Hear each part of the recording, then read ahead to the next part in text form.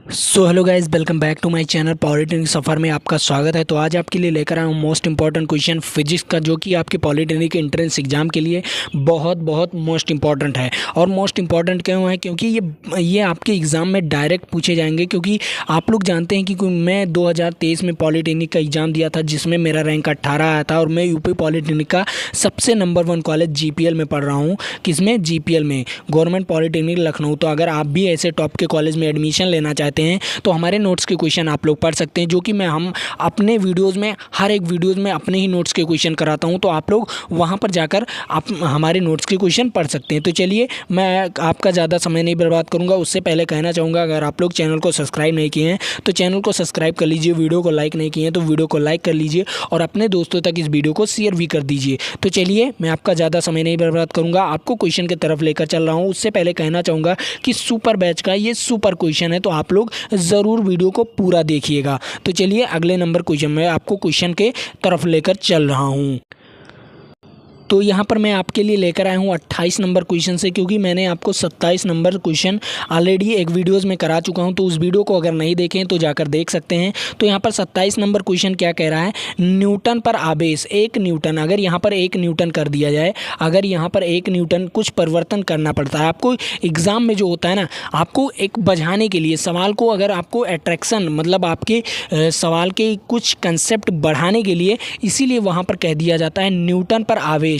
1 Newton पर आवेश, यहाँ पर 1 न्यूटन होना चाहिए। तो यहाँ पर आप लोग कह दीजिए 1 न्यूटन पर आवेश कितना होगा, ये आपको कमेंट बॉक्स में बताना है। आप लोग इसका राइट आंसर बताइए। और ये देख लीजिए, सुपर बैच का सुपर क्वेश्चन है और ये आपके लिए बहुत बहुत मोस्ट इंपॉर्टेंट है। तो आप लोग इसको नोट कर लीजिए और अच्छी तरीके से इसे पढ़िए। अब यहाँ पर 1 न्यूटन पर आवेश कितना होगा, तो पहला नंबर देखना क्या है कि इसका जो सूत्र होता है वो होता क्या है। तो जो सूत्र होता है वो होता क्या है, तो चलिए मैं आपको उसका सूत्र बता रहा हूँ कि जो न्यूटन होते हैं वो किस पर कितने आवेश होना चाहिए 1 न्यूटन पर। तो जो 1 न्यूटन होता है, वो 1 आवेश के बराबर होता है। क्या होता है? जो 1 न्यूटन होता है 1 आवेश के बराबर। तो 1 आवेश में कितना होता है? 1 कूलम आवेश में कितना होता है? 1.6 × 10⁻⁻19 कूलम होता है। क्या होता है? 1 आवेश में क्या होता है? 1 आवेश में आपका इतना होता है, कितना? 1.6 × 10⁻⁻19 कूलम। तो यहाँ पर आपके लिए ए वाला ऑप्शन इसका राइट आंसर हो जाएगा। क्या हो जाएगा? ए वाला ऑप्शन इसका राइट आंसर हो जाएगा। तो आपको कोई दिक्कत नहीं होना चाहिए। तो यहाँ पर आपके लिए राइट आंसर ये हो गया। तो आपको कोई दिक्कत नहीं होना चाहिए। चलिए, अगले नंबर क्वेश्चन पर चल रहा हूँ। अगला नंबर क्वेश्चन आपके लिए बहुत बहुत मोस्ट इंपॉर्टेंट होता है। अब यहाँ पर आपके लिए बहुत मोस्ट इंपॉर्टेंट क्वेश्चन है। यहाँ पर कह रहा है तांबे का निष्कर्षण क्या किया जाता है। जो तांबे का निष्कर्षण किया जाता है वो किससे किया जाता है, ये आपको बताना है। और ये आप लोग देख लीजिए कि सुपर बैच का सुपर क्वेश्चन था, तो ये आपके लिए बहुत मोस्ट इंपॉर्टेंट क्वेश्चन है। तो तांबे का निष्कर्षण मुख्यतः किससे किया जाता है, ये आपको बताना है।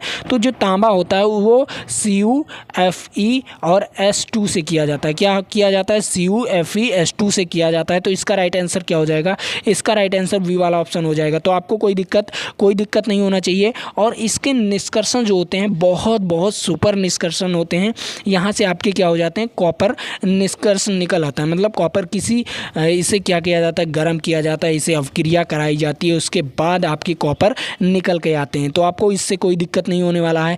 ये तो आप लोग अच्छी तरीके से समझ में आ गया होगा। चलिए, अगले नंबर क्वेश्चन पर चल रहा हूँ। अगला नंबर क्वेश्चन क्या कह रहा है?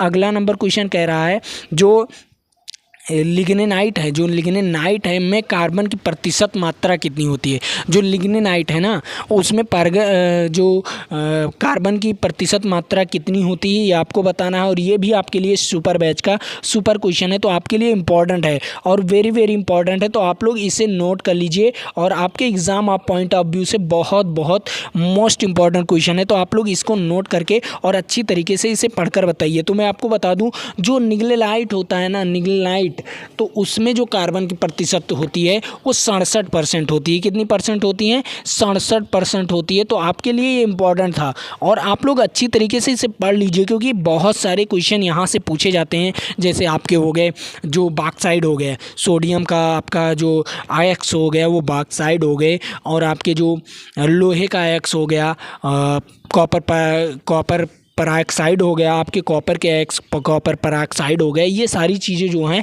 आपको याद कर लेना चाहिए। जो आपके पराऑक्साइड होते हैं, एक्स होते हैं ना, वो सारी चीज़ें आपको याद करना पड़ेगा, तभी आप लोग ऐसे क्वेश्चन कर पाओगे। और ऐसे क्वेश्चन आपको मैं करा भी रहा हूँ। अब यहाँ पर आप लोग देख लीजिए, यहाँ पर 31 नंबर क्वेश्चन क्या कह रहा है। 31 नंबर क्वेश्चन भी आपके लिए इंपॉर्टेंट है। यहाँ पर ग्लूकोज का अणुसूत्र पूछ रहा है, तो ग्लूकोज का अणुसूत्र आप लोग बताइए कि इसका सूत्र क्या होता है।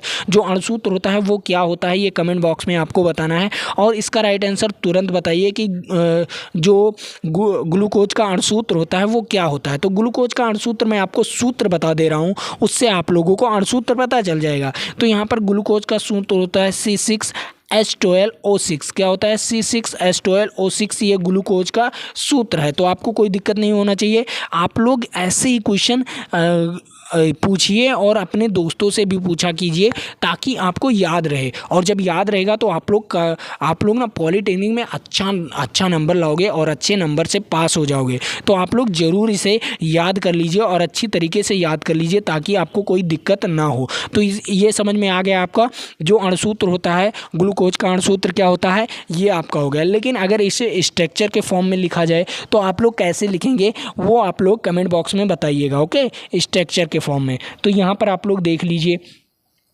ये समझ में आ गया। चलिए अगले नंबर क्वेश्चन पर चल रहा हूँ। अगला नंबर क्वेश्चन बहुत मोस्ट इंपॉर्टेंट क्वेश्चन है। यहाँ पर आप लोग देख लीजिए, ये मोस्ट इंपॉर्टेंट क्यों है, क्योंकि आप लोग यहाँ पर देख लीजिए कि दो या दो से अधिक पदार्थों के जो समांगी मिश्रण होता है उसे हम क्या कहते हैं। दो या दो से अधिक मिश्रण जो होते हैं या पदार्थ के मिश्रण जो होते हैं उसके समांगी मिश्रण को हम क्या कहते हैं। तो उसके समांगी मिश्रण को क्या कहते हैं, आप लोग कमेंट बॉक्स में बताइए। 30 सेकंड का समय दे रहा हूँ, इस 30 सेकंड के समय में आप लोग ज़रूर कमेंट बॉक्स में बता सकते हैं। तो आप लोग इसका राइट आंसर बताइए कि जो दो या दो से अधिक पदार्थों का समांगी मिश्रण होता है उसे हम क्या कहते हैं। उसे कहते हैं विलयन। क्या कहते हैं? विलयन कहते हैं। तो इसका राइट आंसर क्या हो जाएगा? विलयन। तो आप लोग अच्छी तरीके से इस क्वेश्चन को रट लीजिए। और मैं आपको बता दूं, अगर अभी तक आप लोग व्हाट्सएप ग्रुप को ज्वाइन नहीं किए हैं, अगर इस PDF को डाउनलोड करना चाहते हैं और व्हाट्सएप ग्रुप को ज्वाइन नहीं किए हैं तो ज्वाइन कर लीजिए, ताकि आप लोगों को कोई दिक्कत ना हो और आप लोग अच्छी तरीके से इसकी स्टडी कर सकें।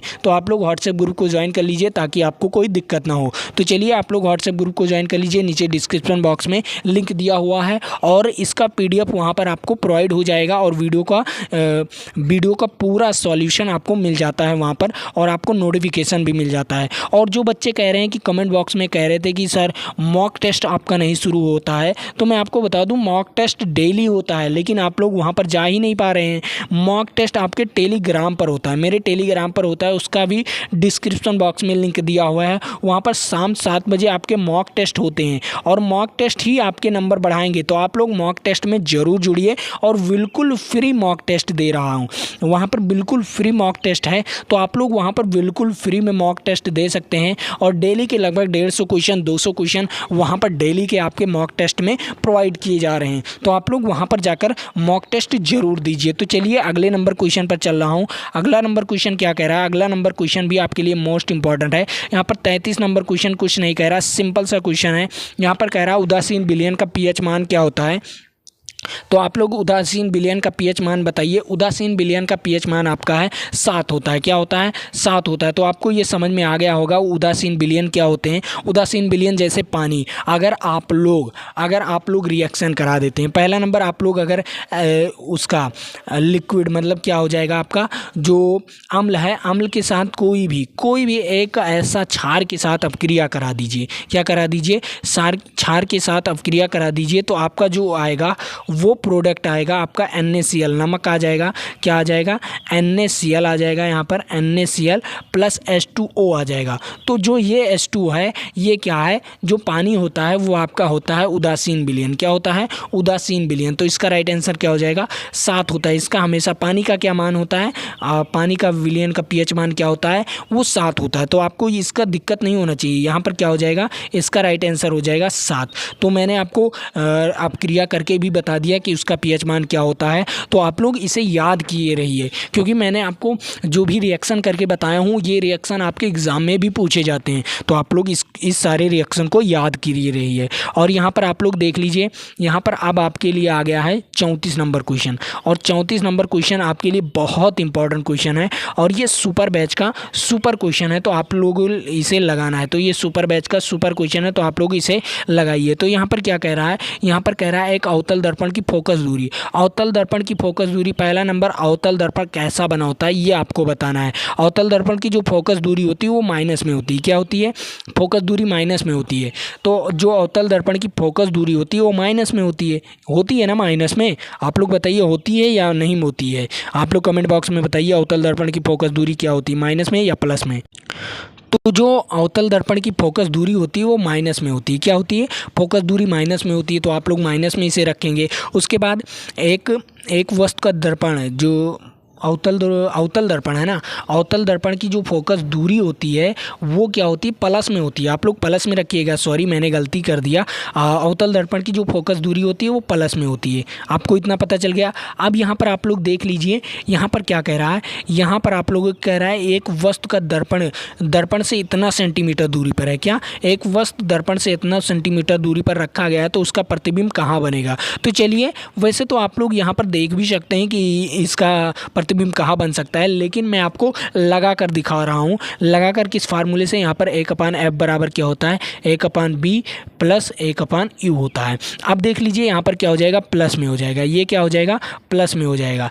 तो फोकस दूरी हमेशा प्लस में होता है अवतल दर्पण की। और यहाँ पर क्या हो जाएगा? v, यहाँ पर b का मान निकालना है और u का मान दिया गया है आपको 1/15। अब यहाँ पर देख लीजिए 1/b का मान क्या हो जाएगा? 1/b का मान 1/15 माइनस 1/15 हो जाएगा। तो माइनस 1/15 यहाँ से कट जाएगा तो 0 आ जाएगा। तो 1/b बराबर 0 और v बराबर क्या हो जाएगा? 1/0 हो जाएगा। और 1/0 को हम क्या लिख सकते हैं? इन्फिनिटिव लिख सकते हैं। क्या लिख सकते हैं? इन्फिनिटिव लिख सकते हैं। तो इन्फिनिटिव आ जाएगा, मतलब अनंत पर बनेगा। क्या बनेगा? अनंत पर बनेगा। तो इसका राइट आंसर क्या हो जाएगा? अनंत। तो आपको ये क्वेश्चन कैसा लगा? बेहतरीन लगा होगा। और ऐसे क्वेश्चन बहुत सॉल्व करिए, क्योंकि जो प्रकाश के क्वेश्चन है, जो आपके दर्पण के क्वेश्चन है, जो आपके लेंस के क्वेश्चन है, ये क्वेश्चन आपके नंबर बढ़ाएंगे। क्योंकि बहुत सारे बच्चे ऐसे क्वेश्चन लगाते ही नहीं, क्योंकि वो भटक जाते हैं कि प्लस में लेंगे या माइनस में लेंगे, तो उसमें वो गलती कराते हैं और उनका गलत हो जाता है। तो यहाँ पर आपके क्या हो जाएंगे? इन्फिनिटिव पर बनेगा, अनंत पर बनेगा, मतलब इसका राइट आंसर क्या हो जाएगा? अनंत हो जाएगा।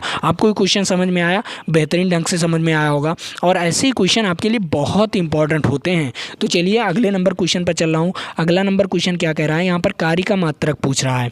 अब कार्य का मात्रक कैसे निकालेंगे ये आप लोग कमेंट बॉक्स में बताइए।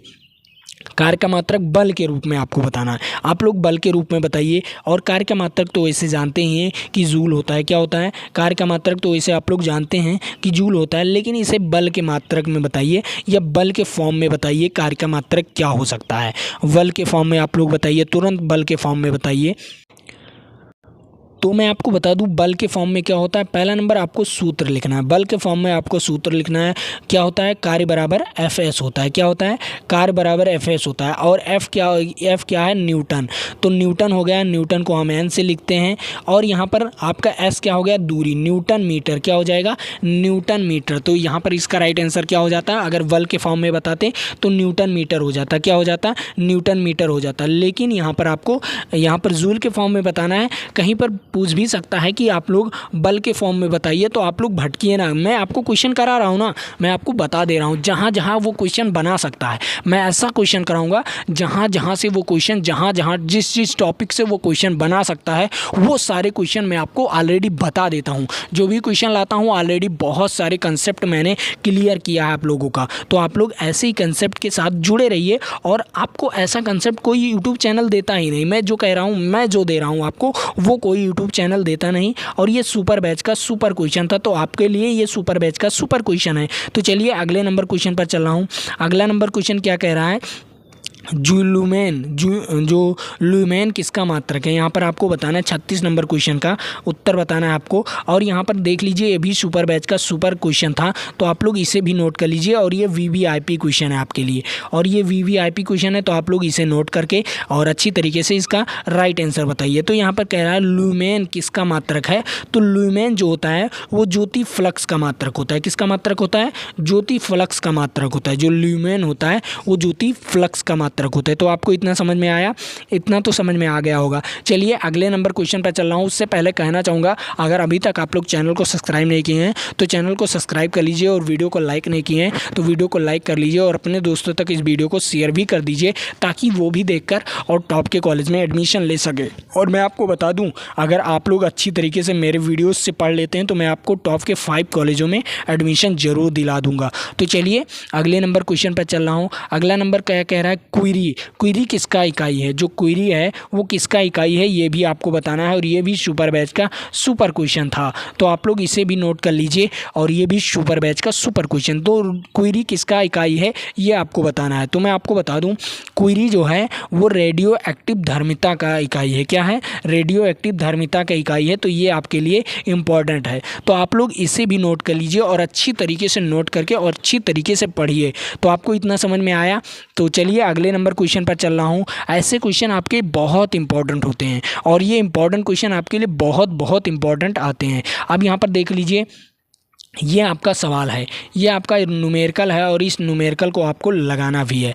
तो यहाँ पर क्या कह रहा है, यहाँ पर 38 नंबर क्वेश्चन बहुत वेरी इंपॉर्टेंट है, तो आप लोग इसे भी नोट करके और अच्छी तरीके से इसे लगा कर बताइए मुझे कमेंट बॉक्स में, ताकि आपको कोई दिक्कत ना हो। तो चलिए मैं आपको 30 सेकंड का समय दे रहा हूँ, उस 30 सेकंड के समय में आप लोग लगाइएगा, वरना मैं आपको लगा कर दिखा भी दूंगा। तो चलिए मैं इस क्वेश्चन को पढ़ रहा हूँ, जब तक आप लोग लगा कर दिखाइए। तो यहाँ पर 38 नंबर क्वेश्चन क्या कह रहा है, यहाँ पर कह रहा है कोई वस्तु 10 मीटर की ऊंचाई पर है, कोई वस्तु है जो 10 मीटर की ऊंचाई पर है, उसमें निहित स्थितिज ऊर्जा का मान क्या होगा। निहित स्थितिज ऊर्जा का मान यदि वस्तु का द्रव्यमान 5 किलोग्राम है। क्या है, यदि वस्तु का द्रव्यमान 5 किलोग्राम है, तो और ऊंचाई h दिया गया है आपको, तो आपका उससे स्थितिज ऊर्जा निकालना है। तो स्थितिज ऊर्जा का फार्मूला क्या होता है, स्थितिज ऊर्जा का फार्मूला होता है mgh। क्या होता है, mgh। तो m आपको दिया गया है कितना, 5 kg। कितना दिया गया है, 5 kg दिया गया है। और g का मान क्या होता है, 9.8 होता है। क्या होता है, 9.8 होता है। उसके बाद 10 से गुना करेंगे, क्या करेंगे, 10 से गुना करेंगे, क्योंकि h आपको दिया गया है 10 मीटर। अब यहाँ पर आप लोग जब गुना करेंगे इसका, तो 5 8 40 के 0 हो जाएगा, और 5 9 45, 45 और 4 49 आ जाएगा, और 49 यहाँ पर आ गया, इंटू 10 हो गया। और जब इसे 10 से गुना करेंगे तो यहाँ पर क्या आ जाएगा, 490 आ जाएगा। क्या आ जाएगा, 490 जूल। क्या आ जाएगा इसका राइट आंसर, 490 जूल। तो आपको ये क्वेश्चन कैसा लगा, बेहतरीन लगा होगा, और ये सुपर बैच का सुपर क्वेश्चन है, तो आप लोग इसे भी नोट कर लीजिए। तो इसका राइट आंसर क्या हो सकता है, 490 जूल। इसका मतलब इसका राइट आंसर ए वाला ऑप्शन हो जाएगा। आपको कोई दिक्कत नहीं होना चाहिए, आपका ए वाला ऑप्शन इसका राइट आंसर हो जाएगा। और मैं आपको फिर से एक बार फार्मूला लिख दे रहा हूँ, जो आपका स्थितिज ऊर्जा का फार्मूला है वो क्या होता है, हाँ mv²। क्या होता है, ये तो mv² नहीं होता, सॉरी, वो तो गतिज ऊर्जा का फार्मूला होता है।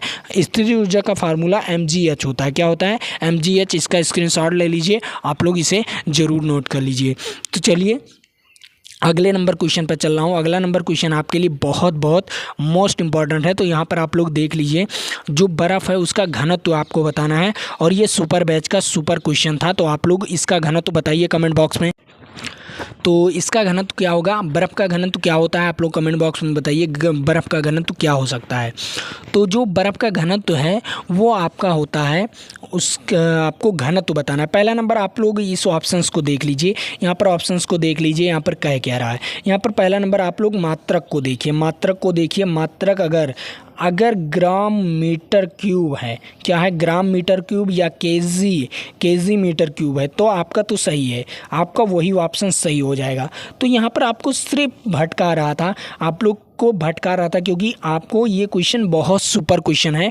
अब यहाँ पर देख लीजिए क्यों भटका रहा था। यहाँ पर आप लोग देख लीजिए, यहाँ पर वैसे ही आपको मात्रक दे दिया गया है। तो जो घनत्व का मात्रक होता है वो केजी ग्राम या ग्राम मीटर क्यूब होगा, या आपका हो जाएगा ग्राम मीटर क्यूब या केजी मीटर क्यूब हो जाएगा। तो आपका यहाँ पर ग्राम मीटर क्यूब दे दिया गया है। तो इसका राइट आंसर क्या हो जाएगा? C option. उसका ऑलरेडी ये तो सही था, आप लोग ऐसे ही लगा कर आइए, ये तो ऑलरेडी सही था। तो चलिए अगले नंबर क्वेश्चन पर चल रहा हूँ। अगला नंबर क्वेश्चन भी आपके लिए बेस्ट क्वेश्चन है। तो यहाँ पर कह रहा है मात्रकों के अंतर्राष्ट्रीय पद्धति कब लागू हुआ। जो मात्रकों का अंतर्राष्ट्रीय पद्धति कब लागू हुआ था ये आपको बताना है। इसका राइट आंसर आप लोग बताइए कि जो मात्रकों का अंतर्राष्ट्रीय पद्धति है वो कब लागू हुआ था, ये कमेंट बॉक्स में आपको बताना है। तो मैं आपको बता दूं, मैं आपको 30 सेकंड का समय दे रहा हूं। इस 30 सेकंड के समय में अगर आप लोग लगा लेते हैं तो आप लोगों के लिए सही है। तो ये सुपर बैच का सुपर क्वेश्चन है, तो ये भी आप लोग नोट कर लीजिए, क्योंकि मात्रक के बारे में अगर आपको नॉलेज होना चाहिए तो आपको वो कब लागू हुआ था अंतर्राष्ट्रीय पद्धति में,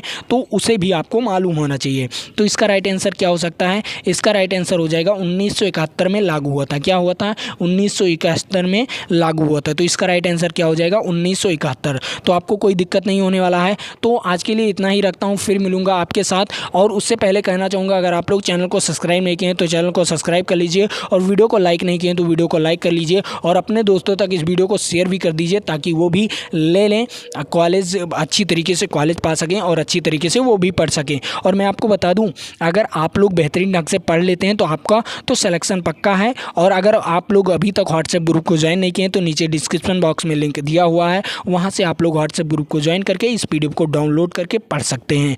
तो इतना ही। और मैं आपको बता दूं, 7 बजे आपका तो मॉक टेस्ट चलता ही रहता है मेरे टेलीग्राम ग्रुप पर 7 PM पर। तो आप लोग अगर टेलीग्राम ग्रुप को नहीं ज्वाइन किए हैं तो वो भी ज्वाइन कर लीजिए, वहाँ पर आपको मॉक टेस्ट दिया जा रहा है। तो चलिए आज के लिए इतना ही। जय हिंद, जय भारत। फिर मिलेंगे आपके साथ।